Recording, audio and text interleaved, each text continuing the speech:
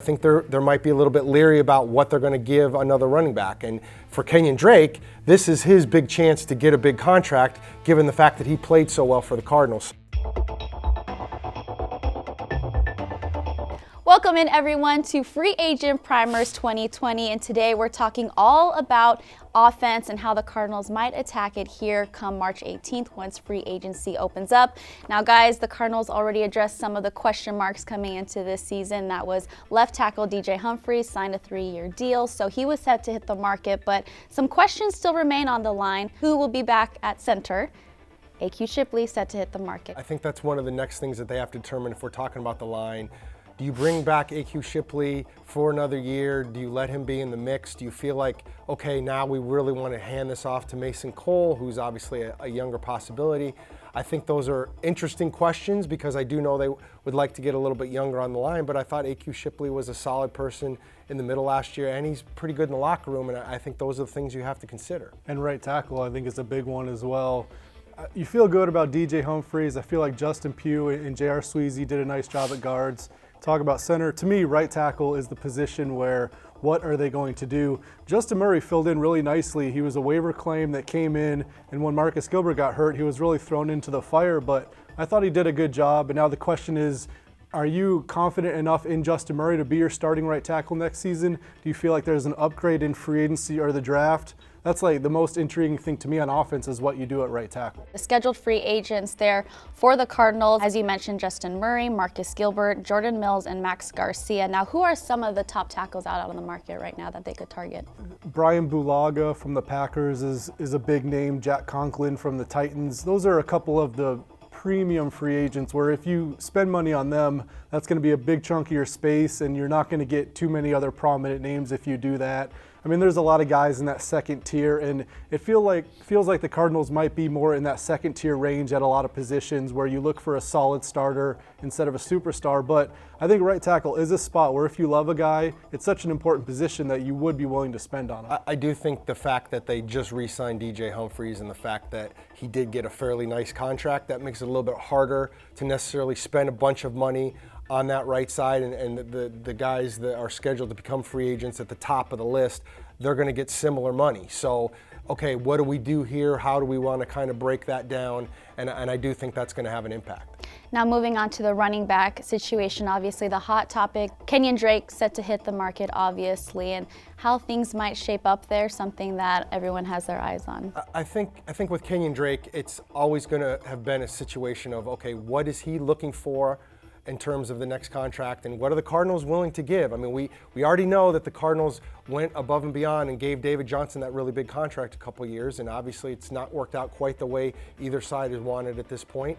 And so I think there might be a little bit leery about what they're going to give another running back. And for Kenyon Drake, this is his big chance to get a big contract, given the fact that he played so well for the Cardinals. So where that hits and can they meet in the middle? And is there a situation maybe even where Kenyon Drake makes it to the open market, doesn't get what he exactly is looking for out there, and realizes maybe the best place to be is back here in this offense where he flourished so much? So I think there's a lot of moving parts with that situation. And how does David Johnson fit into all this? General Manager Steve Keim said releasing David is not an option.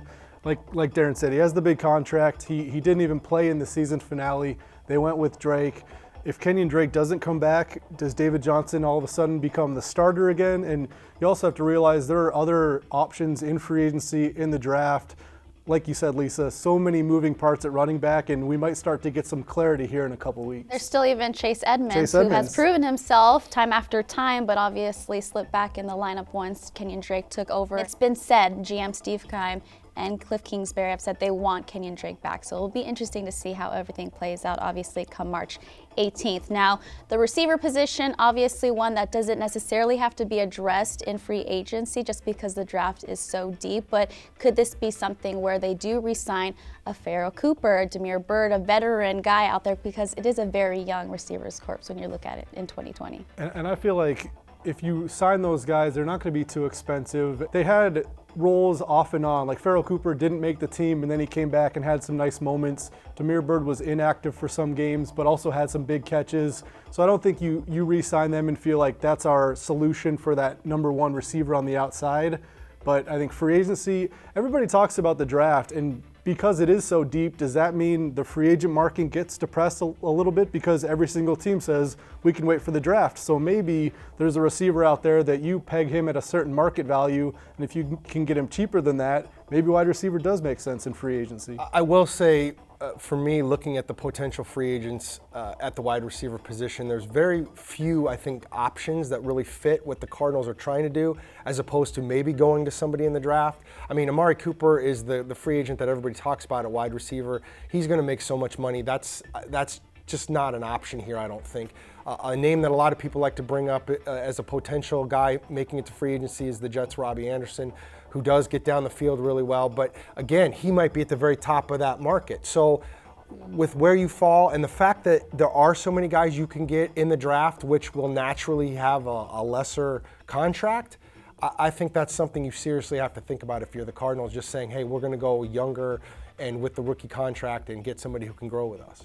Now, there doesn't seem to be anything that's a high priority to me on the offensive side of the ball, obviously, but what is intriguing is at quarterback, because the backup quarterback situation, obviously the Cardinals are set at starting quarterback, but with Brett Hundley set to hit the market, looking at him, someone who knows the offense, knows the playbook really well, it'll be interesting to see what they do with that going forward.